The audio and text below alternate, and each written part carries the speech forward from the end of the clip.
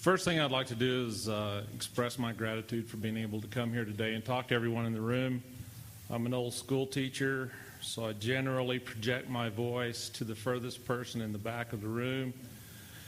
Therefore, you people sitting under the speakers might want to take note, maybe screw in some earplugs or something like that if I get real excited up here.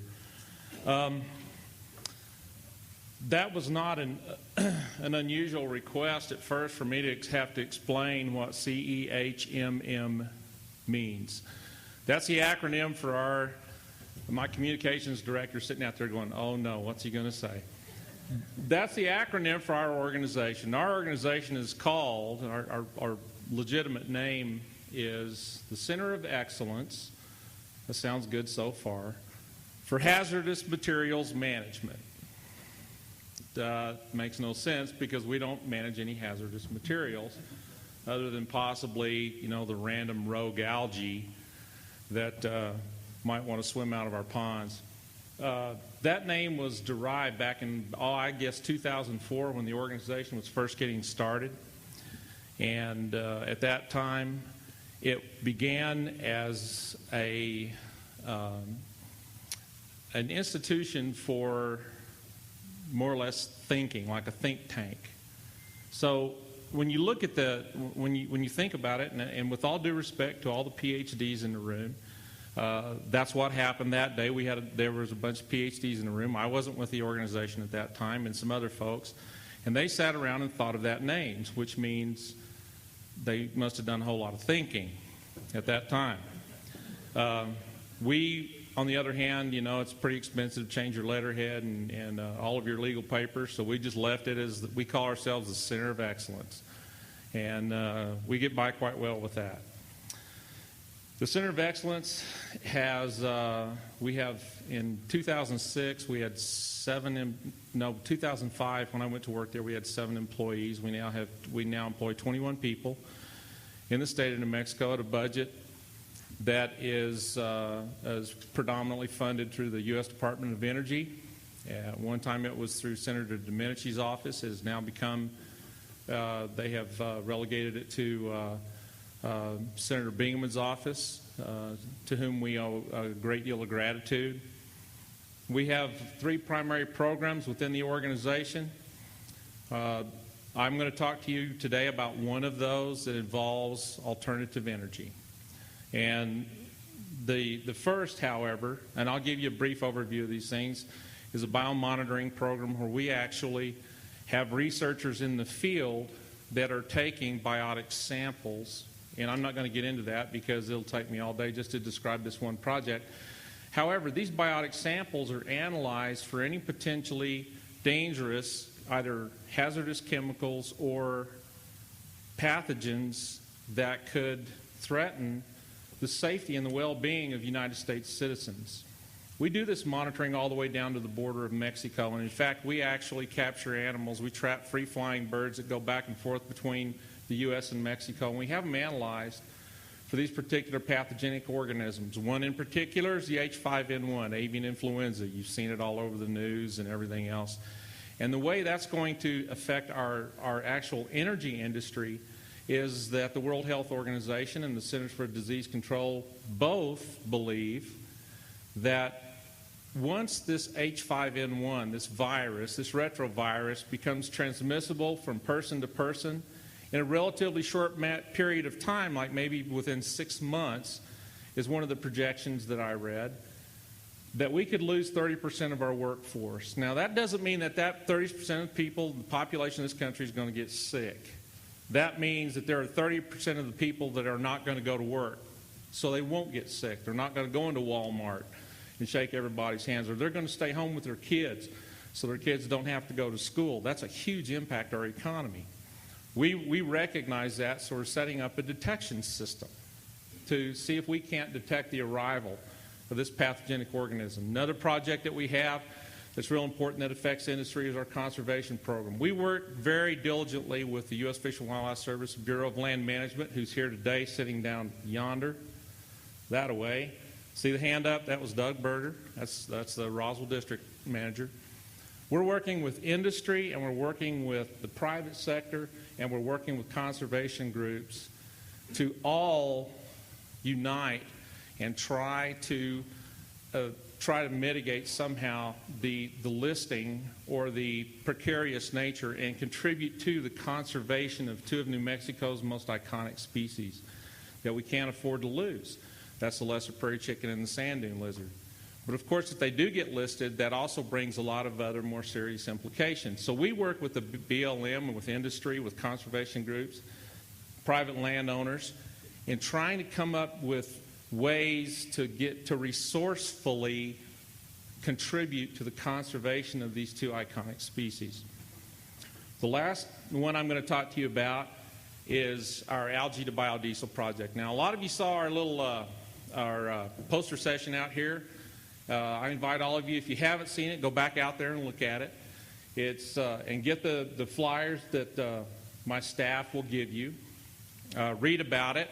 If you have a particular interest in it, feel free to call us at the number that's at the bottom of the page. We'll give you a tour of the facility.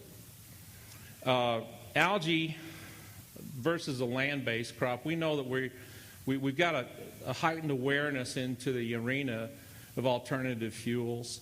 And for years, we've looked at things like land-based crops to examine as those potential resources for alternative energy feedstocks.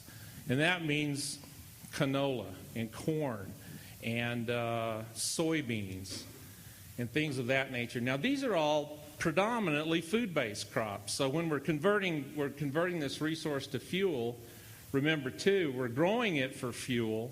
We're also not growing it for human consumption. So now we have this kind of an irreverent balance. What we see in algae, for example, hybrid canola. If you go out and plant hybrid canola, Cropland Genetics has a variety of canola that they contend, and this is a really good feedstock. But they contend that this hybrid canola can make about 180 gallons of oil per acre per year.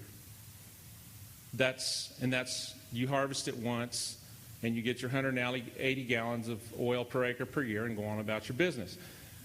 Well, algae, on the other hand, is a microorganism. The algae that we grow is a brine algae.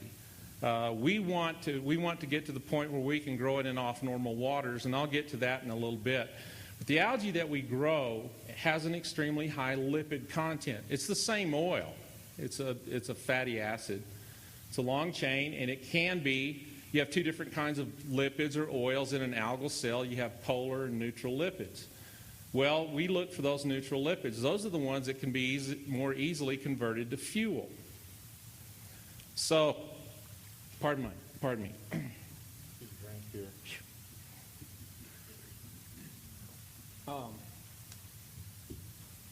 So what we'll do is we extract the oil from these algal cells. Now, these algal cells are 2 to 5 microns in size, smaller than a human red blood cell, probably about the size of a bacteria. And these cells can yield up to 50% of its dry weight as a lipid. Now, at 2 microns in size, that's almost an immeasurable amount of liquid. But when you take that algae and you concentrate it in ponds, now you really have a crop. There have been a lot of exaggerated claims in the algae market.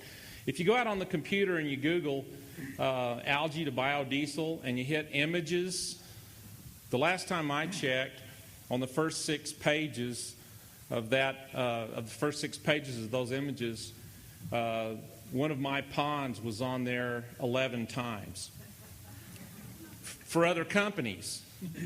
So all these other companies are taking credit for some of the work that we've done there in Little Carlsbad, New Mexico. There have been companies who will tell you that we can grow algal cultures at a density that would be commensurate with something along the lines of 100,000 gallons of oil per acre per year. Folks, that hadn't been done. But when you compare it to 180 gallons of oil per acre per year with a good crop of canola, and you consider that you can, in fact, produce up to 4,000 gallons of oil per acre per year with algae, we have now lengthened, or we have really lengthened the runway. We've gotten a viable crop that can be grown on non-arable land. It can be grown in brackish water. And one of the great resources that we're going to find out is one of our biggest waste streams right now, and that's produced water from oil and gas operations. We want to get better at cleaning up that water and amending that water so that it will grow algae. Cheese factories, for example. Cheese factory in Las Cruces discharges into the desert 1 million gallons of water per day. That 1 million gallons of water will grow algae, and it will grow it well. It's a nutrient source. It has some basic fundamental carbons in it that we can grow algae with. All of these waste streams and non-potable waters that currently aren't being appropriated for beneficial use, things like underground brackish waters, brines, and which southeast New Mexico is rich in. We have a regional opportunity here to take an entirely new direction in economic development, not to replace our domestic oil production, but to augment our domestic oil production. Not to replace domestic oil production, but to actually work with our oil and gas companies in devising new ways and means and mechanisms for handling that produced water and growing these microorganisms in that. So one of the real great characteristics of doing this, and a lot of you, do any of you in here recall the old NREL program back in Roswell back in the 1980s, early 90s, late 70s? NREL had a project in Roswell, New Mexico, that they had determined that was the best spot on the planet to do this, and they went up and they built a huge facility out east of Roswell to grow algae for oil. They did all of this research. They pumped a lot of money into that project. And then when hydrogen became popular as the new potential alternative energy, the NREL facility was abandoned. When I got this project and when I was assigned this back in 2006, the spring of 2006, the first thing I wanted to do, my director came to me and he put a report down in front of me and he said, "Can we do this?" And I said, "Well, I don't know, let me read it." So I read it, and the day after I finished the report, drove to Roswell. I wanted to see what they had done wrong. I wanted to see what on earth went wrong because it sounded so good. And I went up there, and it looked like, this is not a pun towards Roswell or anything, but it really did. It looked like the aliens took them. There were engineering design drawings left open on people's desks with reading glasses lying upside down covered with dust. And this is a multi-million-dollar facility. They really had something going. They were on the right track. And for whatever reason, we just dropped it and went someplace else. Now, the city of Roswell inherited that, and they've been gracious to us in letting us go up there and look through things and even borrow a couple of their devices, like some small paddles and stuff that they gave us to operate some of our first ponds. What we've done now, however, is we've got a team together that is truly remarkable. You know, we've had some other organizations, Sapphire Fuels and some of the other really big, the 800-pound gorillas is what you might call them. And they come in and they go, "How have you gotten as far as you've gotten with this little money?" Because now remember, Sapphire Fuels, for example, out of San Diego, California, is funded to the tune of over $100 million from investment capital from people like Bill Gates and Venrock, the Rockefellers. So to answer that question today, in front of all of you here, I'm going to disclose a piece of intellectual property that is critical to the success and that has proven critical to getting us where we are right now and here today. And what I have in this room is I have given the opportunity for several members of my staff to show up at this at this gathering, and I want all of them right now, this is not a request, guys, all of them to stand up, please. All of my staff. There, here. Everybody see that? That's how we got to where we are.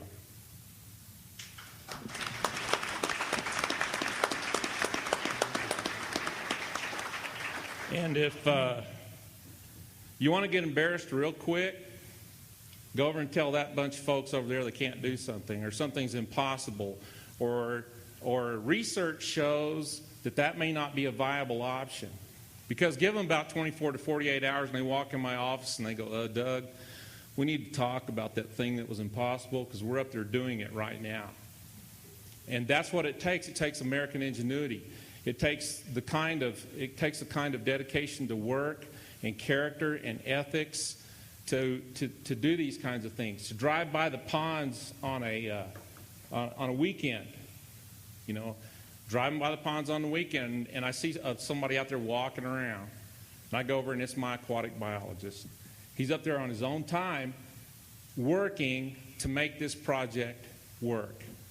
So that's this kind of dedication and loyalty to task like you see in southeast New Mexico is what's going to make this stuff work, because it is viable. This is a viable option. I can't get into all of the debates because it's going to take, I'd have to get windier than I already am. And for those of you that have been in my staff meetings, I don't want to hear any comments.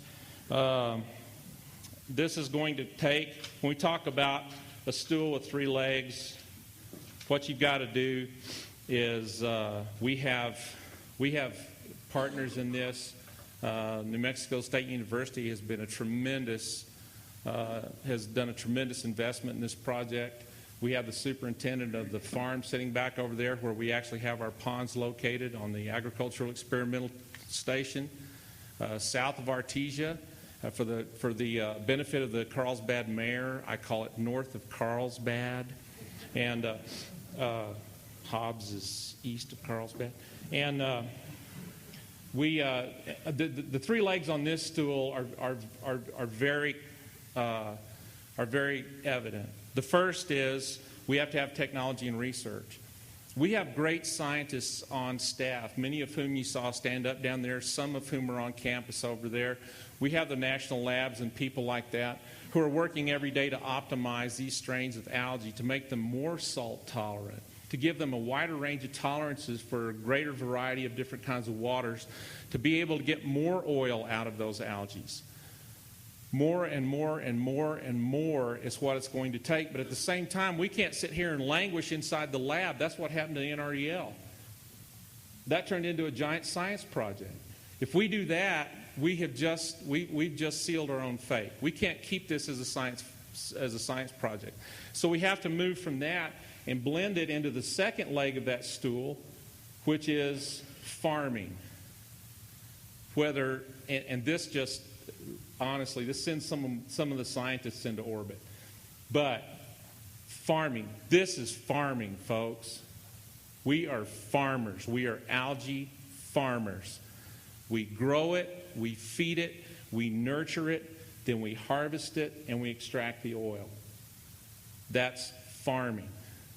And the last is logistics. The logistics of being able to go out one day, walk onto those ponds, and you see a pit bull sitting in the middle of the pond. Well, that pit bull's probably not going to do you or the algae any good, and you got to figure out a way to get the pit bull out of the water. So my couple of my hands decided, I've got one guy that works for me, he's an old cowboy, and he, by the way, he's here, and he ropes this pit bull, and they drag it out of the pond, and the pit bull's not very happy. So, and if you saw the guys that the pit bull is chasing, you'll know that neither one of them is a marathon runner. And but anyway, they did run a marathon with a pit bull in hot pursuit. But these kinds of logistics, you find holes in the liners of your pond. You find an invader, for example. Open ponds are open to invasion of other species you might not want in there with your algae. You got to figure out a way to get rid of those things.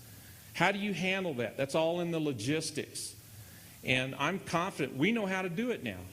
And it's hilarious at times, because when these 800-pound gorillas come in and they see our project, they always say, how do you do that?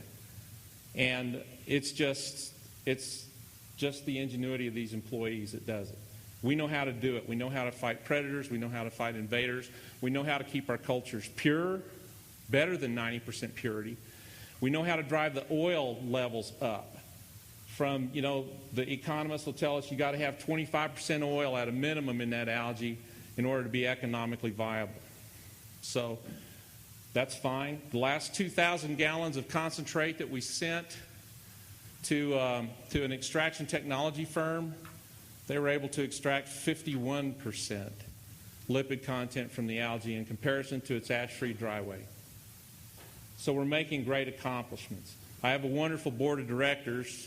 I'm not sucking up. Well, I kind of am, I guess. There's one sitting right there, Dr. Romero, who support me in this project and give me the flexibility, and they give me the free rein to go out there and make these kinds of decisions and get these kinds of people hired in order to make this project work as well as it has. When we talk about international, we've already had 5 foreign countries come to Carlsbad. They visited us. For those of you that are into a lot of foreign policy and things of that nature, you'll know that Hugo Chavez is crippling Central and South America. He's holding them hostage because he is the provider for most of their energy. The Dominican Republic, in fact, half of their electrical power on their grid is hydroelectric. The other half is diesel.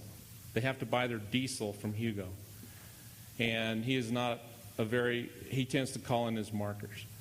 And these countries are struggling, and they're suffering because of this dependency on oil, on Hugo Chavez.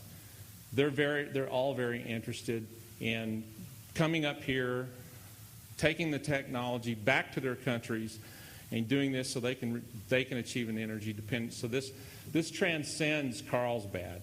It transcends Hobbs, Roswell, all of southeast New Mexico, but that doesn't stop southeast New Mexico from becoming the epicenter for this kind of research, for this kind of innovative fuel research that can get us that can at least make a dent in the foreign oil and even help small economies like that become more successful. I want to see southeast New Mexico become the epicenter for the research, epicenter for the commercialization, for the demonstration, and at least for a fairly hefty chunk of fuel production. That being said, finally, we need to train a workforce, folks. We've got to train a workforce. This is a whole new industry that's coming up. And in doing so, the Center of Excellence now, I've got a curriculum writer. We're over halfway through a K through 12 curriculum for public schools and alternative energy. We want these kids excited about it. We want them going into a career path that will get them active, get them involved, get them trained, and provide these exciting this exciting new frontier for that kind of research. Because our young folks are the ones that are going to inherit this and be able to really keep it working and make it work even better. So that being said, I appreciate the time that you've given me. I encourage all of you to go out there and grab a brochure. Any of you that would like to come visit the project, you have an invitation. I would be more than happy to show it to you, and I would also be very proud to let you introduce you to my staff. And by the way, I have another director sitting right there, and Mr. Reynolds from Carlsbad. So I appreciate all your time, all your support. I appreciate the opportunity to be here. And if you have any questions, feel free to ask. Thank you.